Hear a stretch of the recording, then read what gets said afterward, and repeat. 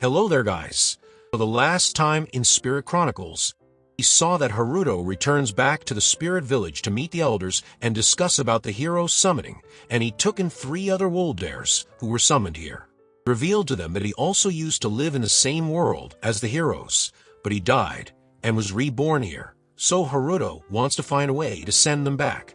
For that, he has to go to some dangerous place and ask them to take care of the 3 and Celia. Elders agreed, but Latifah was sad because this was supposed to be their secret. So Haruto told her that the 3 who were summoned here is someone he knows. 1 girl out of 3 is whom he loved, and another girl is his little sister, to make this their new secret. After that, Haruto left the village to come back to Celia and others, but saw they were attacked by some humanoid monsters, and one of them even begged Haruto to kill him. Haruto had no idea what it was, but the one turning humans into monsters was Rice, but Haruto was unaware of it. Haruto brought everyone to the Spirit Village, and there Latifah and other girls welcomed them, and then they showed their utmost respect to Ashia. Ashia is a high-rank spirit, and people of this village regard high spirits as deities. So that's that, but someone was rather fond of beast men and asked Latifah to let her touch her fluffy tail. But there, Latifah began to speak in Japanese to reveal to everyone that she was also reborn, just like Haruto. Latifah had decided to be honest, and had already told everyone about her past life. But nothing changes the fact that Latifah adores Haruto the most, and other girls introduced themselves, and Latifah saw whom Haruto loved is Miharu. And then they entered the village, but people there looked like they were scared of the outsiders, and while no one approached them, a bunny kid comes to Miharu. He thinks her school uniform looks very unusual, and Miharu thought it didn't look good, but rather the kid meant to say it looked cute. So in gesture, Miharu also complimented his bunny ears. And the kid got shy. Slowly, everyone opened up to them. But then Latifah got the urge to call Miharu big sister and wanted to have gossip talk with her. Then afterwards, the village threw a little party to welcome the guests to make them comfortable, and the elders were happy seeing Ashia grace them with her presence. But the dwarf was showing curiosity to the other worlders. There then the world tree spirit, Dryad, also came out to celebrate with everyone. The party unwinds everyone's free spirit, and Latifah even made some Japanese dish for everyone. There Haruto looked happy as well, and Aki saw that Latifah must like her big brother, and like her, Aki also wished to be reunited with her own older brother.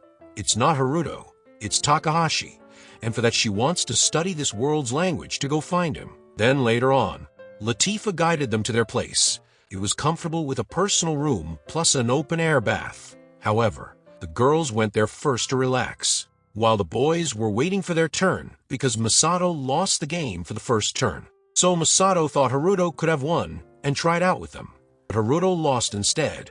As for the girls, Aki was still feeling troubled with the change in her worlds and wished to go back to Earth. The atmosphere got heavy there, and Masato asked Haruto his secret of being powerful. It reminds Haruto of his unpleasant past and what he had to do with that murderer. And seeing that determination, Masato also makes up his mind to become powerful to protect Miharu and Aki. Then the girls came out, and their turn came in. But Celia directly went to her room and saw the letter in her table. And the next day, she saw Haruto was training hard as usual. They exchanged their morning pleasantry, sat down near the tree to talk.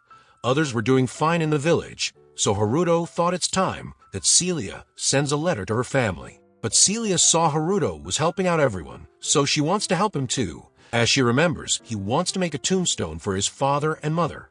In addition, he wanted to do something else, but Celia thought she got in the way of Haruto's when he came to save her. Haruto promised she never got in his way, and he saved her out of his own free will, and he will look out those 3 as well to find a way to get them back to their home. But only after assisting Celia in delivering her letter to her parents. Celia was pleased and promised Haruto that she would always be by his side, and the next day, she got ready to head out. Everyone came out to send them off, and Miharu even made snacks for Haruto personally. She promised Haruto to repay him for all he has done for them. And looking at that, Masato also told him that he'll work hard to become dependable. With that, it was time for departure, and Haruto went away with Ashia and Celia.